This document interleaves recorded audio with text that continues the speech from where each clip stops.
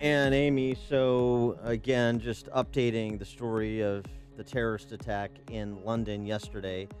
Police raids early this morning, 6 homes, 7 arrests in conjunction with that attack yesterday that left 3 people dead.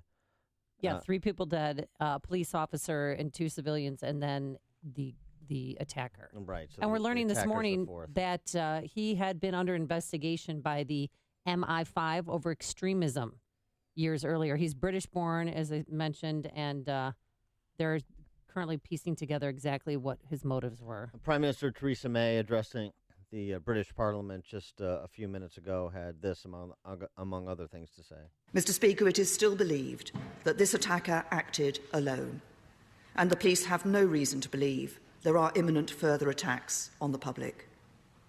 His identity is known to the police and MI5, and when operational considerations allow, he will be publicly identified. What I can confirm is that the man was British born, and that some years ago he was once investigated by MI5 in relation to concerns about violent extremism. And she said, inspired again by Islamic ideology, but not name any group. For more on this, we're pleased to be joined by Lieutenant Colonel Jeff Addicott. He is the director of the Center for Terrorism Law. He's a former Army officer in the JAG Corps as well. Colonel Addicott, thanks for joining us again. Appreciate it. Oh, my pleasure.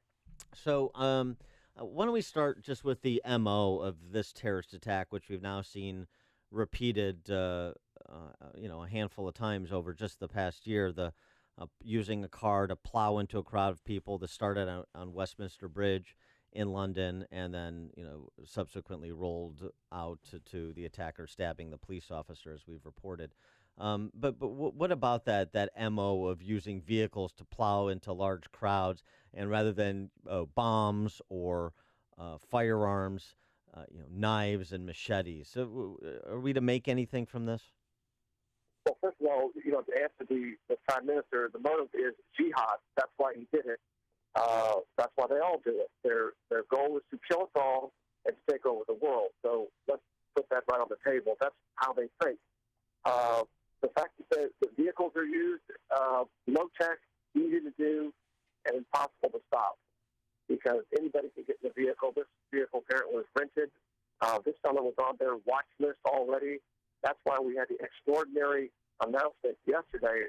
Not too long after the attack. Usually, the Western European countries are very reluctant to say, radical Islam, or use the keyword terrorism.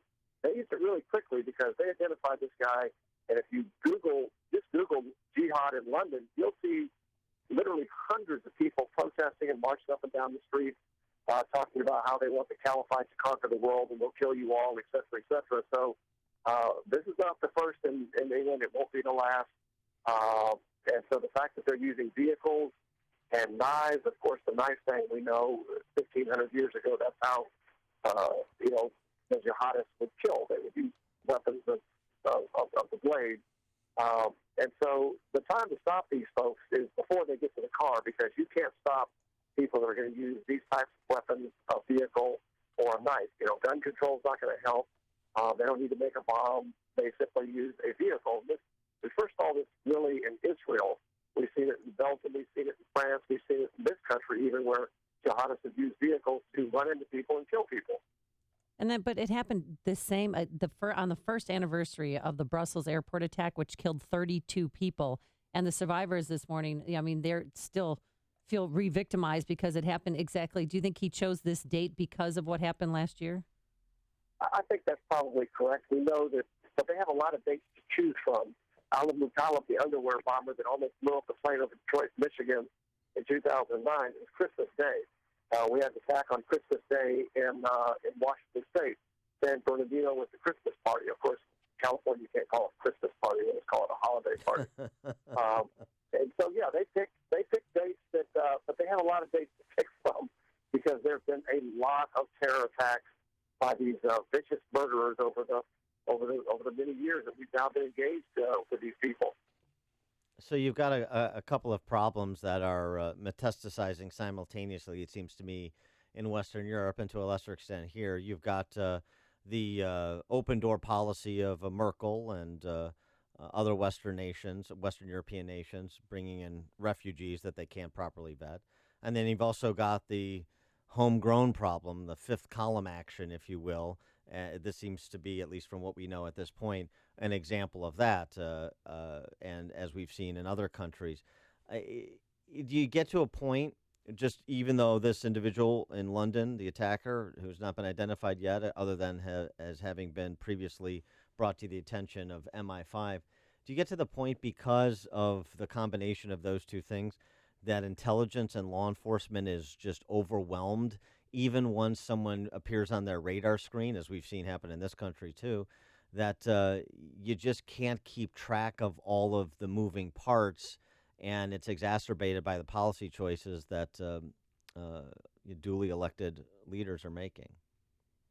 Well, absolutely. I mean, of course, law enforcement is overwhelmed. Part of the problem is that these countries are literally opening up their borders to people that have no frame of reference and no desire to assimilate. That's the biggest problem. The real problem is millions do not want to assimilate, and that's a recent French study. They were kind of shocked. They said, "Oh wow, we have millions of Muslims in France that don't want to be French, don't want civil law, they want Sharia law," which Sharia law, of course, is incompatible with freedom. If you look at a Sharia law-based country like Saudi Arabia, you want that in your country, then have a nice day. So it's a disorientation of reality. I think the attitude's got to be like our current president, where he says, yeah, we want people here. We want people that love America, which means love our values and disregard Sharia law-based attitudes, because that's where these jihadists emanate from. They come out of the smaller circle of the larger circle of Sharia law interpretations of the Quran.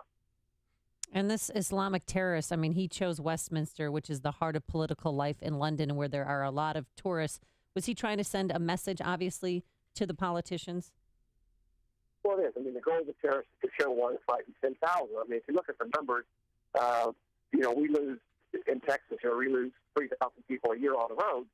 The probability that you're going to be killed by a jihadist is very small. My big worry is that these jihadists will get a hold of a weapon of mass destruction, like the 1995 sarin gas attack in the subway of Tokyo, and kill thousands and thousands of people. We saw that, of course, on 9/11, and it's coming again. We need to serve this as a wake-up call. The British need to do what the French have done. They've closed down dozens and dozens of radical Islamic extremist mosques that spew out this hatred in their country. We've got to root out the cause. Somebody knows this guy, and they've made raids into 6 houses, probably more. We need to stop this stuff, and of course, they need to have cooperative efforts with the vast majority of Muslims that have nothing to do with this, that do live in those countries. But there's a large group that want to kill and want to advance Sharia law, and that has to stop. What is the change in policy with respect to particular airlines and particular countries and electronic devices? Tell us about what the intelligence community and law enforcement believes or thinks our vulnerabilities are with respect to air travel in particular. Yeah, one of the good things, you can always tell that something is really going on in terms of the chatter when you see a Democrat praise General Kelly of Homeland Security and say something nice about the Trump administration. I can't find anything in the last 2 months that's Rebecca, but I did see a Democrat congressman on the Intelligence Committee say, yes, this is a logical, reasonable step to ban these laptops. So they know something that we don't know in terms of a threat of a laptop or other device being used as a bomb, which we've already seen that before in bringing down aircraft. Mm-hmm. So something is going on. These folks want to kill. They're continuing in their effort of jihad, and this is not going to be over for a very long time. Yeah, somebody had planted a bomb in a printer that was headed actually via a FedEx plane to Chicago.